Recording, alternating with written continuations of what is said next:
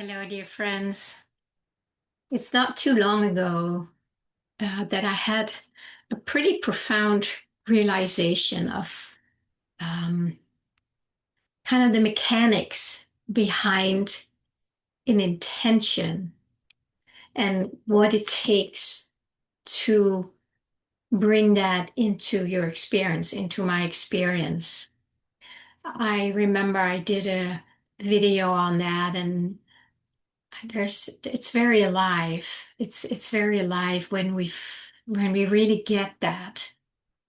It shifts something like when we set an intention, there is no middleman saying, no, you can't have that, or yeah, you can have that, or you need to do this and then you can have that, or no, you have done this in your past, so you can't have that. That's all something that's going on in many of our minds because that's where the programming of the matrix lives as a dualistic experience of life, where there's basically separation between who we are and our experience. So it's very well programmed, deeply ingrained in us that when we feel some kind of a longing, we have a clear intention that we really want to experience or uh, have something happen, whatever it is, it doesn't matter. It's again, there's no middleman out there saying like, oh no, you can't have that. You can have that, but you can't have that. It's just funny when you hear it like that, right? Because I think we all do that. There's these programs that just tell you like, no, you can't have that much. You can have a little bit, but you have to really work hard for it. And what I want to just come back to today about when we set an intention, it's I've heard it say that it's like you set in a ripple in motion, right? You set an intention, then a ripple starts. But again, I am that ripple. You are that ripple. Your intention, the felt sense, and the experience, and the acceptance of that longing or that intention. That is the ripple. And when it comes down to it, that's how simple it is. And then the next step is, why is it so hard? And this is what I've talked about a lot, especially around longing. When we long for something, it's because it's kind of like we want to set an intention because there's something in us, that is moving us, that is giving us a sense of something we don't have in our lives or we're not experiencing in our lives. And most of us have not really fully gotten that intention or that longing, that energy, that feeling, that is the ripple. So it's more a matter of, shall I say, unleashing the intention. So I unleash my own energy. I unleash that feeling that is longing for something or that has an intention for something to happen.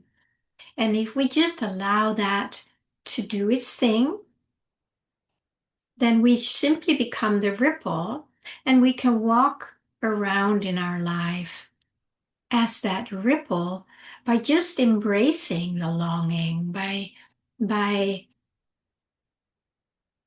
becoming one with it. I think that's what I'm trying to say. By simply merging with that longing or that intention that we want. And in a way, there is not anything else we need to do. But then there's the whole programming, right? So for most of us, it's not just a matter of like, oh, okay, then I become the ripple. But the more we just allow our ripple to ripple, then there's all these things that come in the way and tell us that, who do you think you are? You can't just have that. You don't even have a degree. You don't have the money. You can't, wish for things like that. That's ridiculous. Yada, yada, yada. We all know those. And then what happens is that we basically stop the ripple, right? We put a stake in there instead of our energy just rippling out. Then the mind comes in and says, nope, you can't have that. And then the ripple becomes all weird, right? Because it bounces up against this stop sign, and then it can't just fully ripple. It's still rippling, but it comes out weird toward it, twisted. And that then becomes the experience we have in our life, a twisted experience of what we long for, many times showing up as lack, as not having it. And what we do then, well, we start to create a story, like, oh, God doesn't want me to have it, must be God's will. So, I'm just going to let it go. And I'm going to say, okay, if I'm meant to have it, it will come. Yeah, that is true. But who's behind the if it's meant to happen? Is that a God out there? I mean, do we still carry that, with that old man with a long beard? Is that still something we're carrying along, even though we don't believe it? But energetically, there's still a sense like, there's something out there that's going to tell me that I cannot have it. And the reason is probably going to be very right, very good, very believable. So that's how we stop our true fulfillment in life of who we are. It's not separate from us. What makes it seem separate is because we put these stop signs in and say no, no. So there has to be some kind of an active willingness, an active surrender of the way we refuse or deny ourselves the fullness of who we are. And that includes everything that feels fulfilling, because we are fulfillment itself. Very, very hard to fully embrace and realize. I certainly haven't realized it fully, but I feel that when I really started dropping in and realizing that feeling, the longing of what I wanted to experience, it's me. It's my own I am presence that is kind of pushing against the stop signs. And it's saying, no, no, I'm here, I'm full, I'm complete, there's nothing missing. Just let go of these stop signs. Just let go of these, like, no, no, can't have it. And that's something I really spend time with every day, to let myself feel the fullness of who and what I am. And in that, it's that saying yes. It's really saying yes. I did a video, I think I did a few videos on that. But it's worth repeating, because my goodness, the programming to say no to who we are and what we long for, that's a very, very deep program. So in order to deprogram it, we need to kind of hear the truth over and over and over.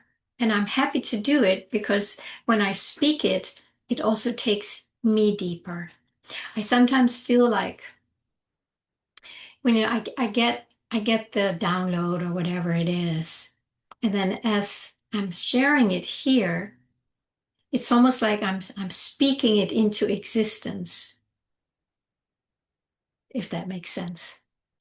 So many people who are sharing on a YouTube channel or podcast or anything like that, it doesn't necessarily mean that we have it all fully realized. But there is something about it feels like I'm a vessel and I've been like this for so many years, and it's finally dawned on me that this is actually what's happening.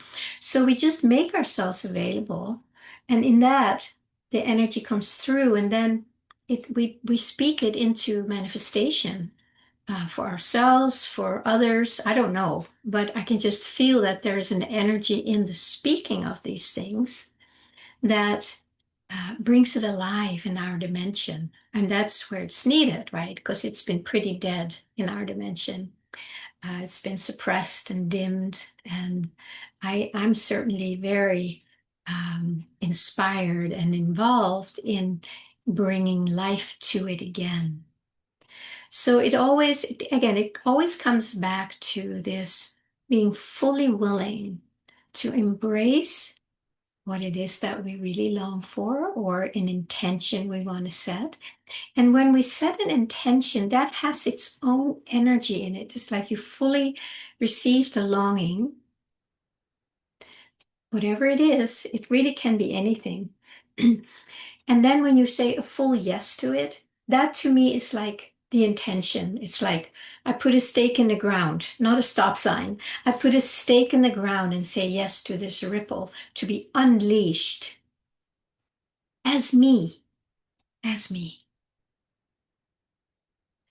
And then I take time to come back to that feeling, that felt sense of being the ripple that I have said yes to and may have to say yes to many times, because the old programming of no, they're strong. We live in that energy in this dimension. So coming back to the yes and feeling that, it's like I give it a boost. I give my own ripple effect a boost and a boost.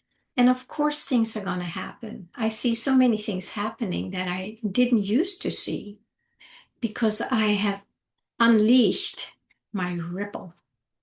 So if you are ready to unleash your ripple, get really clear on what you deeply want. And if you need help with that, you can certainly go back and listen to many of my YouTube videos here, because I have talked so much about it.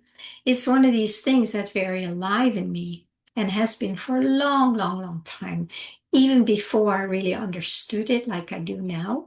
And a month from now, I may have a much bigger understanding. But if I keep sharing, then it has a chance to grow in me.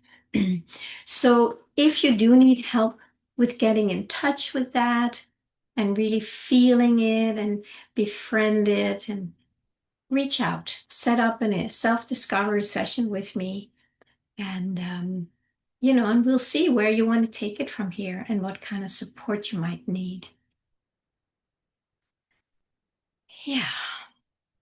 Thank you so much. I'm so grateful that you're showing up here on my channel. And I hope it resonates with you and that it supports you on your journey home through all that heaviness, that density, so you can finally come home to your ripple.